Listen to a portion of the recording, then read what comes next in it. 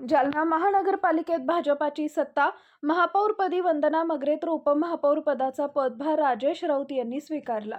जालना शहराच्या राजकीय इतिहासात एक नवा अध्याय जोडला गेला असून जालना महानगरपालिकेच्या महापौरपदी श्रीमती वंदना अरुण मगरे यांची तर उपमहापौरपदी राजेश राऊत यांची आज बिनविरोध निवड करण्यात आली।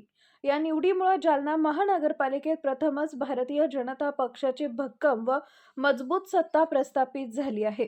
जालना महानगरपालिकेच्या सभागृहात पार पडलेल्या या ऐतिहासिक निवड प्रक्रियेला भारतीय जनता पक्षाचे माजी केंद्रीय मंत्री रावसाहेब पाटील दानवे, महाराष्ट्राचे माजी मंत्री व परतूर मंठा विधानसभा मतदारसंघाचे आमदार बबनराव लोणीकर, बदनापूर विधानसभा मतदारसंघाचे आमदार नारायण कुचे, जालना विधानसभा मतदारसंघाचे माजी आमदार कैलास गोरंट्याल, भाजपाचे जालना शहर जिल्हाध्यक्ष भास्करबा दानवे यांची प्रमुख उपस्थिती लाभली होती।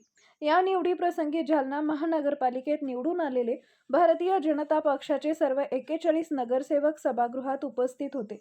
उत्साहपूर्ण वातावरणात व कोणताही विरोध न होता महापौर व उपमहापौर पदासाठी बिनविरोध निवड जाहीर करण्यात आली आहे।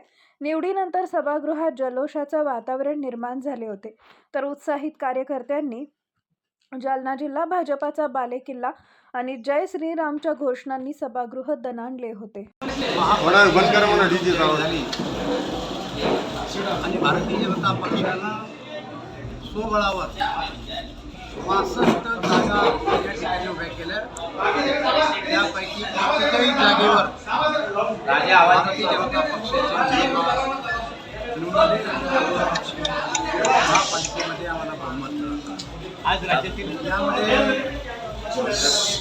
आमच्या राज्याचे माजी मंत्री बबनरावजी लोणीकर, कैलासजी गोरंट्याल, नारायण कुचे, भास्करबा दानवे आम्ही सर्वांनी एकत्रितरित्या टीमवर्कनं काम केलं आणि त्यामुळे हा विजय आम्हाला मिळू शकलेला आहे।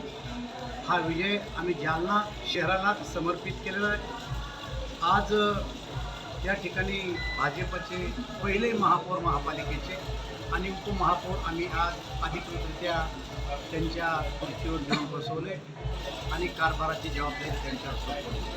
मला असं वाटतं की या जालना जिल्ह्यातील जनतेच्या आणि शहरातील जनतेच्या ज्या काही अपेक्षा आहेत त्या अपेक्षेची आम्हाला जाणीव आहे आणि पुढच्या काळात मग वीज असेल, पाणी असेल, रस्ते असेल, आरोग्य असेल किंवा जालना शहराची स्वच्छता असेल, या सर्व बाबीकडं आम्ही बारकाईनं लक्ष देऊन या समस्या सोडवण्याचा भविष्यात आम्ही विचार करणार आहे। नगरपालिकेचं उत्पन्न कसं वाढेल यावरही लक्ष देणार आहे। याशिवाय शासनाकडून जो काही निधी या शहरासाठी आणता येईल तोही आणून या शहराचा विकास आम्ही करू आणि जालना फर्स्ट अशी टॅगलाईन देऊन आम्ही या शहरातले कामं करू अशी मी अपेक्षा व्यक्त करतो।